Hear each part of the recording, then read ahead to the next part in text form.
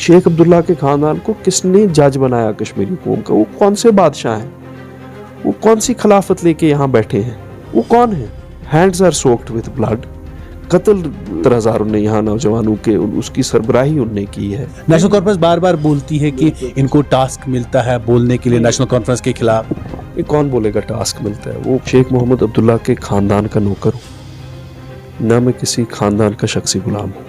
इसके लिए फिर खड़ा होना है किसी को चुनना है। अगर आप कहते कि ये बेहतर नहीं है, इससे बेहतर भी हमें ऑल्टरनेट ढूंढना है, इसके अपोज में स्ट्रांगली खड़ा होना है। खुद आ जाएगा जिस दिन ये कौम 70% वोट डालेगा, नेशनल कॉन्फ्रेंस जम्मू खासकर कश्मीर में एक सीट नहीं लेगा। चाहते थे वो people's alliance for Gupkar declaration में जाए।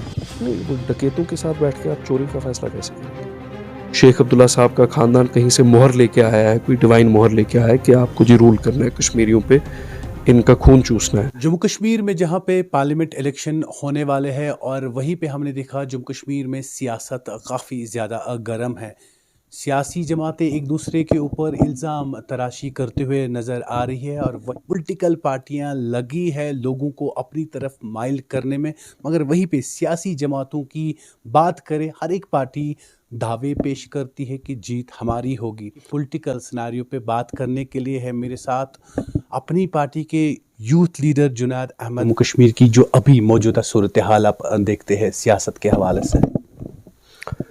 सूरत हाल अब इलेक्शन का युगल बच चुका है, तो सूरत हाल वैसी ही है हमारी जो 2019 से पहले थी, पिछले साल थी, 1 साल पहले थी, 2 साल पहले थी। लेकिन अब मंजर आम पे वो बातें ज़्यादा कसरत से आएंगी, ज़्यादा इंटेंसिटी और शिद्दत से आएंगी, जो शायद पहले इतनी शिद्दत से नहीं आती थी। काफ़ी ज़्यादा पॉलिटिकल पार्टियों के साथ आपकी वाबस्तगी रही, उसके बाद आपने अपनी पार्टी को ज्वाइन किया। लोग सवाल हमेशा उठाते, क्या जुनैद अपने लिए सियासत करते हैं कि सच में लोगों के लिए कुछ करना चाहते हैं? सियासत में जिनका अपना कोई किरदार नहीं हो। आप काफ़ी तंजीमों में ऐसी शख्सियात, ऐसे अफराद पाएंगे जो 20-25 साल से उसी तंजीम में बैठे हों, लेकिन वो लोगों के लिए नासूर बन गए। न मैं सियासत में इसलिए नहीं हूँ कि मेरा बाप सियासत में था और मुझे एक फैमिली बिजनेस को आगे चलाना है। मेरी एग्जिस्टेंस पॉलिटिक्स में बड़ी अनकन्वेंशनल है। मैं एक अमेरिका की बाशिंदगी छोड़ के आज से 13-14 साल पहले वापस आया और इस कोशिश में लग गया कि यहाँ सियासी तौर हम कोई एक alternative at grass roots level, specially youngsters के लिए मंजर आम पे ला सके। पीपल्स कॉन्फ्रेंस से अपनी पॉलिटिकल जर्नी शुरू की, फिर एक काफ़ी अरसे तक नेशनल कॉन्फ्रेंस में रहा, उनका स्पोक्स पर्सन रहा और पूरी नीयत खलूस से और ईमानदारी से and for the betterment of the people ये कोशिश की कि कहीं पे उस ऐसे पॉलिटिकल नरेटिव को स्ट्रॉन्ग किया जाए जिससे लोगों को रफाकत पहुंचे। लेकिन वो वन आफ्टर वन एक मिराज टूटता गया और उसके बाद पीपल्स कॉन्फ्रेंस और मेरी दूरी इसी बात पे हुई कि मैंने, अगर आपको याद हो या ना हो, कि मैंने पीपल्स कॉन्फ्रेंस का PAGD में शामिल होना अपोज किया। नहीं चाहते थे वो people's alliance for Gupkar declaration में जाए? नहीं, वो डकैतों के साथ बैठ के आप चोरी का फैसला कैसे करेंगे? आपको कैसे पता था वो लोग डकैत हैं? Anybody with basic human intelligence जिनने 1947 से इस फैमिली की हिस्ट्री देखी हो, जब 53 का साने हुआ, उसके बाद 75 का साने हुआ, फिर 87, फिर उसके बाद अगर आप बीच में हमेशा देखें जब यहाँ के हुकूक को पामाल किया गया, जब कोई crucial critical juncture of history आया, तो यही खानदान तो था जिस खानदान ने कॉम्प्रोमाइज़ किया। अभी भी तो कॉम्प्रोमाइज़ ही किया। शेख अब्दुल्ला ने प्राइम मिनिस्टर के बाद चीफ मिनिस्टर की कुर्सी कबूल की। आर्टिकल 370 पे ये बात करते हैं, 370 को डाइल्यूट सबसे ज़्यादा इनकी सक्सेसिव गवर्नमेंट्स के टेन्योर में किया गया। PDP का मुफ्ती साहब तब कांग्रेस के लीडर थे जब यहाँ पे गवर्नमेंट टॉपल की गई, जब यहाँ पे डेमोक्रेटिक सप्रेशन हुआ, तो इनके साथ बैठ के क्या आप हकूक तलाश करेंगे लोगों के? हमारे हकूक तो इनने ही पामाल किए। लेकिन ये दो खानदान जो हैं, इनको कोई डिवाइन राइट है रूल करने का। कि PAGD को जब PC ने ज्वाइन किया, आई अपोज्ड इट, और उसी बात पे people's conference distance itself from me. मैंने पीपल्स कॉन्फ्रेंस छोड़ी नहीं, सजाद साहब ने अपनी बात नहीं मानी? सजाद साहब ने तब नहीं, सजाद साहब उस तब बहुत he was in love with the idea of PhD. वो तो स्पोक्स पर्सन भी थे पीएचडी के, और उनकी उस वक्त नीयत भी ये थी कि कश्मीरियों को कोई एक क्रेडिबल ऑल्टरनेटिव इस मेन स्ट्रीम में एक यूनाइटेड ऑल्टरनेटिव मिले। जब उन्होंने रियलाइज किया कि नेशनल कॉन्फ्रेंस की हकीकत क्या है, नेशनल कॉन्फ्रेंस ने किसी के साथ वफा नहीं की। जुनैद साहब, जब आप कहते हैं कि मैं नेशनल कॉन्फ्रेंस में रहा, नेशनल कॉन्फ्रेंस में स्पोक्स पर्सन आप थे, उसके बाद आप वहाँ से निकले, तो ये सारी चीज़ें जब भी आपके इंटरव्यू देखें, आप नेशनल कॉन्फ्रेंस के ऊपर जम के बरसते हैं। ये वजह जुनैद साहब मानते हैं, वजह ये है कि जो आप बार बार कहते हैं उन्होंने कश्मीर के साथ, नेशनल कॉन्फ्रेंस ने सबसे ज़्यादा इस्तेजाल कश्मीर के साथ किया, कि आपकी पर्सनल कुछ रजिस है? नेशनल कॉन्फ्रेंस बार बार बोलती है कि इनको टास्क मिलता है बोलने के लिए नेशनल कॉन्फ्रेंस के खिलाफ। ये कौन बोलेगा टास्क मिलता है? वो क्या, कौन बोलेगा टास्क मिलता है? सबसे बड़े नौकर और गुलाम जो सिस्टम है, पेरिनियल सिस्टम है, जो हैंडल करता है नई दिल्ली से कश्मीर को, सबसे बड़ा गुलाम उसका, सबसे बड़े नौकर उसके तो नेशनल कॉन्फ्रेंस वाले हैं, हम नहीं हैं। The skin on their flash is from Delhi, the flash on their bones is from Delhi. ये क्या किसी को बोलेंगे? किसी को टास्क नहीं मिलता, टास्क इनको मिलता है। Children have to live here, हमारे बच्चों को यहाँ रहना है। हमने जो बर्बादी और तबाही इस खानदान की वजह से यहाँ देखी, इस खानदान की रहरवाई की वजह से देखी, इस खानदान की सियासी बेईमानी की वजह से देखी, वो 70,000 कब्रें जो यहाँ पे आज हैं वो इस खानदान की वजह से। और इस खानदान में एक बार लगा जब उमर अब्दुल्ला मंजर आम पे आए, सियासी मंजर आम पे, कि वो he will be A departure from tradition, like his father he won't be non serious, he will connect with the people of Kashmir. वो कर नहीं सके। उनने वही चोर चक्कों की वो पुरानी जो टोली थी वो परपेचुएट आगे की, पुराने जो उनके लीडर थे जिनने इस्तेसाल लोगों के साथ किया, उनके बच्चों को मंजर आम पे लाया। National conference was part of the problem, और वो कभी पार्ट ऑफ द सोल्यूशन नहीं बन सके और ना ही बन सकेंगे। उनमें वो कन्विक्शन नहीं थी। नेशनल कॉन्फ्रेंस से रिजाइन किया था, खुद रिजाइन किया? बिल्कुल, I was in complete very good terms, I was incumbent spokes person था। उनने कहा कि यूएलबी इलेक्शन उनको बाइकआउट करना है, और बाइकआउट करने से क्या होता? और उन्होंने कब बाइकआउट किया? उनका तो फिर डिप्टी मेयर भी बना, फिर उनके यूथ प्रेसिडेंट जो उनके जनरल सेक्रेटरी के बेटे, वो तो उस कॉर्पोरेशन में मेरे एक कॉर्पोरेटर भी रहे। Boycotted the urban local body elections, I left National Conference and contested as an independent candidate. आपने पीपल्स कॉन्फ्रेंस की बात की, उसके बाद नेशनल कॉन्फ्रेंस की बात की, दोनों जगह हमें लगा कि आपने लोगों के, जो आपने अभी तक बताया कि लोगों के बारे में मैंने सोचा या लोगों के साथ क्या हो रहा है, उसके बाद आपने अपनी पार्टी ज्वाइन की, अपनी पार्टी में यूथ लीडर है आप। अपनी पार्टी में आपको क्या खास लगा, किस चीज़ ने माइल किया, या जुनैद साहब अपनी पॉलिटिकल जमात क्यों नहीं बना पाए? आगे प्लान है? नहीं, मेरा कोई प्लान नहीं है पॉलिटिकल जमात बनाने का। ये पता नहीं ये अफवाह हमेशा क्यों गर्म रहती है। देखिए, अपनी party, we are not the courtiers of any political family.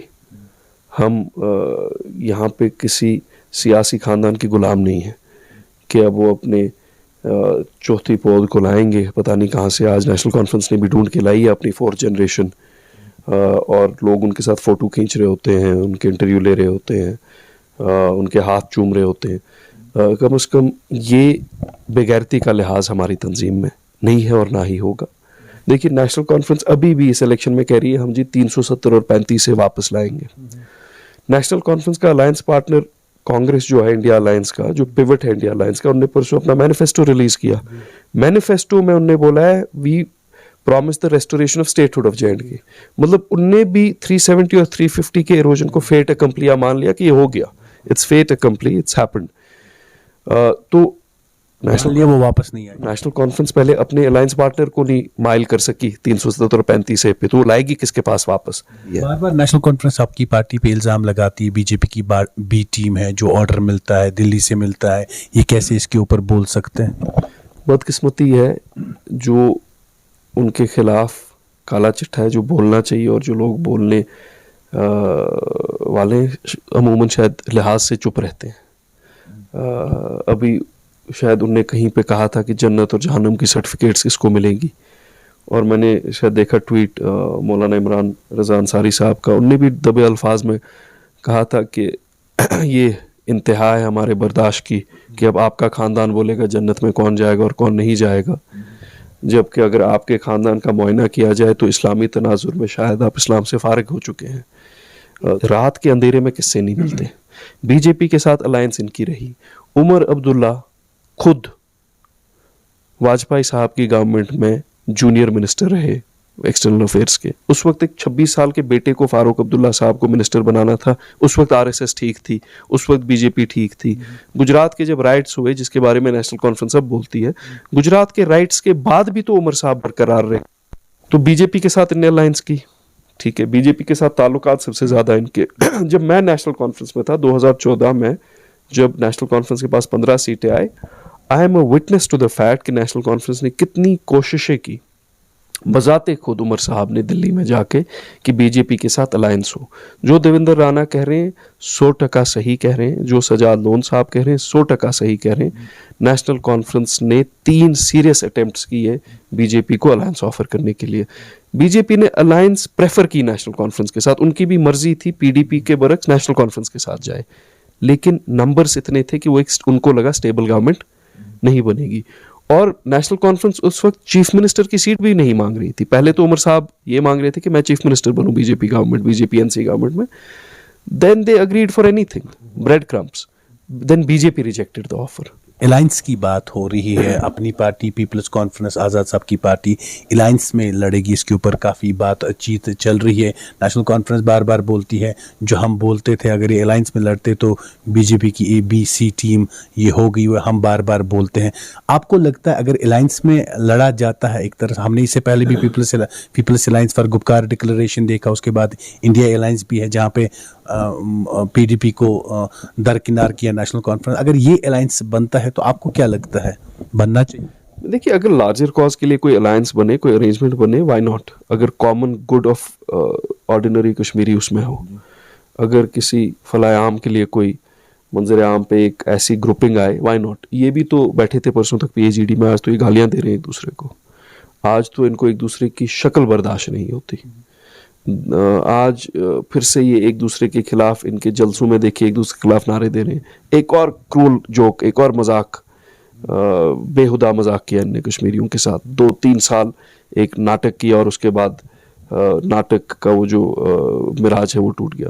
Kashmir अब हब बनी है, पॉलिटिशियन आराम से खेलते, जो भी आता है खेल के। तो हमेशा प्लान्स एंड मैकेनिज्म्स एंड ऐसी पॉलिटिक्स हो। लेकिन ये आपने जो कहा कि अलायंस पे वो कह रहे हैं A team, B team, C team, उनको किसने जज बनाया? उनको किसने जज बनाया? जिस फैमिली ने 3 पुश्तों 4 पुश्तों से नौकरी नहीं की, कोई तिजारत नहीं की, उनके पास इतने हजारों करोड़ कहां से आए? मसला ये आप ये नहीं पूछते। अगर कहीं और किसी और रियासत में एक फैमिली के पास इतने 1000 करोड़ अनडिस्क्लोज्ड सोर्सेस से आए होते, वो मीडिया पूछती। लेकिन हमें भी यहाँ एहसास कमतरी है। हमें भी लगता है कि वो कोई डिवाइन राइट लेके आए हैं। महाराजा हरी सिंह के बाद शायद बादशाह यहाँ का शेख अब्दुल्ला बना, और अब उसका शहजादा फारूक अब्दुल्ला था और शहजादे का बेटा उमर अब्दुल्ला है। They have absolutely no moral right to ask any questions. वो क्या सवाल पूछेंगे किसी से? कौन है उमर साहब? देखिए, सजाद साहब के साथ 1000 इख्तिलाफ, वो सही बात कहते हैं ना, ये टूरिस्ट है।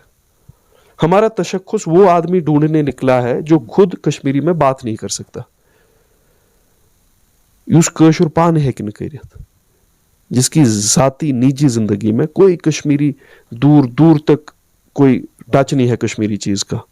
न खाना उनका कश्मीरी, न जबान उनकी कश्मीरी, न उनके रिवाज कश्मीरी। दीनी कल्चरल और रिलीजियस जो एक कन्वर्जेंस होती है वो उनकी लाइफ में कश्मीरी कहीं तक दूर नहीं है।